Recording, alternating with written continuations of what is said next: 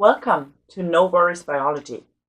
My name is Anja Doyle, and today I would like to talk about some tips to keep in mind when creating vocabulary lists for CLIL settings.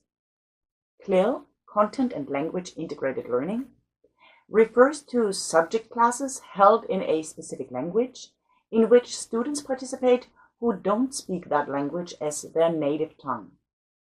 In a separate video, I already explained this approach in much more detail.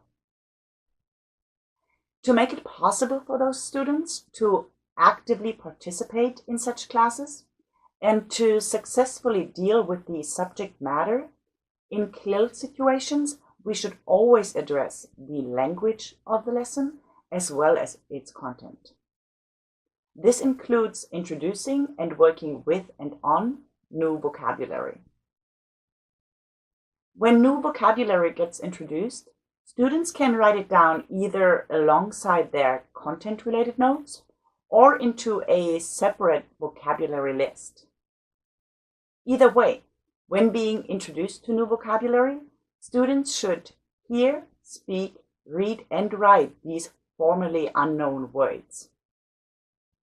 At the end of a unit, the teacher can decide to give his or her students a list with the vocabulary introduced in that unit as a summary and or as a tool for comparison. But even if a teacher decides not to do so, they should have such a list in their possession to help them keep focused on the vocabulary targeted in that unit. While working with CLIL classes and as a CLIL coordinator, I noticed some, let's say habits with regards to vocabulary lists, which occur quite often and which can easily be optimized to facilitate our students' language progress. The first widespread phenomenon is to compose vocabulary lists which contain nothing or almost nothing but nouns. That's quite natural, I guess, as for most of us, the first words that come to mind when we hear the term vocabulary are nouns.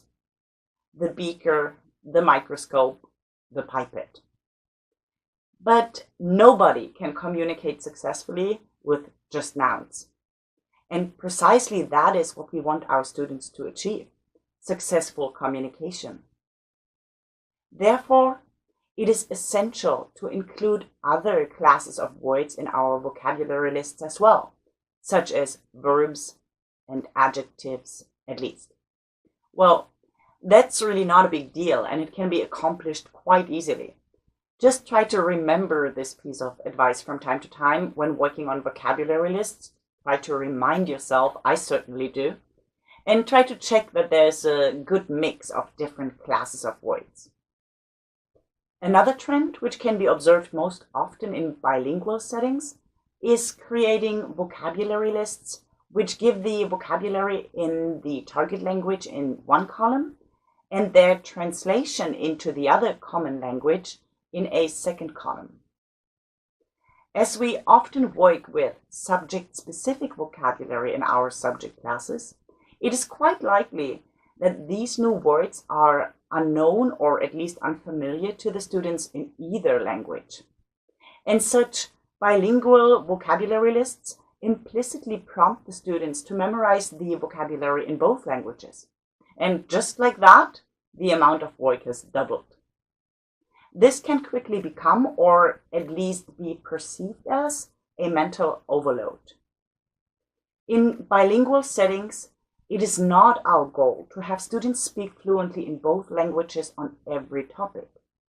Instead, the aim is to foster topic-related language competency in one or the other language. Topic A gets taught in language 1, and then the students build up their communicative competency for this specific topic area in this language. Topic B then gets talked about in language 2, and again, the students acquire topic-specific communicative competency, just this time in language 2. Of course, with increasing language proficiency, the lines between these topic-specific language competency areas get blurred, or at least we hope they do. But nonetheless, communication about certain topics in lesson settings should take place in just one or the other language. For this reason, a vocabulary list on a specific topic should be kept in just one language as well. For instance, one column for the vocabulary, the next column for descriptions and/or explanations in the same language, and potentially a third column for an example sentence using the vocabulary in context. In any case, the list should be kept in the target language only. In summary, the first two tips I gave to keep in mind when creating vocabulary lists in CLIL-settings were: pay attention to word classes and make sure your vocabulary list contains a good mixture, and stay in one language. Give explanations and usage examples in the same language as the vocabulary itself. Last but not least, I would like to focus on the grammatical information we should include when discussing new vocabulary. Specifically, I would like to talk about nouns and verbs. Sometimes one can find vocabulary lists which only give the singular of a specific noun. For example, the word chart. For non-native speakers, it is very helpful to be given the plural as well. Chart, charts. To keep this as simple as possible, you don't need to write the full plural form, especially in all those cases where the plural is formed by just adding another letter, mostly S, to the end of the singular form. Simply replace the repeated singular with a dash and then add the S. It then looks like this, and when read out loud, it stands for chart, charts. There are, of course, some nouns which don't form the plural in this manner. For example, axis. Here, you will need to write the full plural, axes, but overall, these cases are quite rare. If a noun doesn't possess a plural, this is typically indicated by a slash.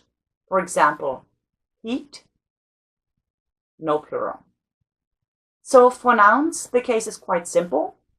Give every new noun with its plural or indicate if none exists. For verbs, a bit more information also goes a long way. Now and then we can find verbs given in a vocabulary list just as an infinitive. For example, to breathe.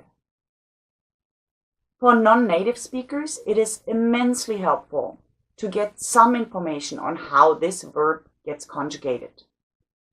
For this purpose, the simple past and the past participle should always be given as well. For our example, that would mean breathe, breathe, breathe. This way, students can easily see that to breathe is a regular verb, as opposed to irregular verbs like to feed, feed, fed, fed. Furthermore, to enable students to use new verbs as correctly as possible, it helps quite a bit to give some hint whether a verb is usually used transitively, aka in combination with an object, or intransitively. For example, I can use to breathe intransitively, I breathe, no object, but to feed, on the other hand, is most commonly used transitively, to feed somebody or something. So just add that as additional information in your vocabulary list, to feed somebody or something. Your students will appreciate it. So much for the tips I wanted to give you on how to write vocabulary lists. At www.noworriesbiology.com, you can find more videos as well as a bunch of different materials on language support in CLIL settings. Just have a look around and see you next time.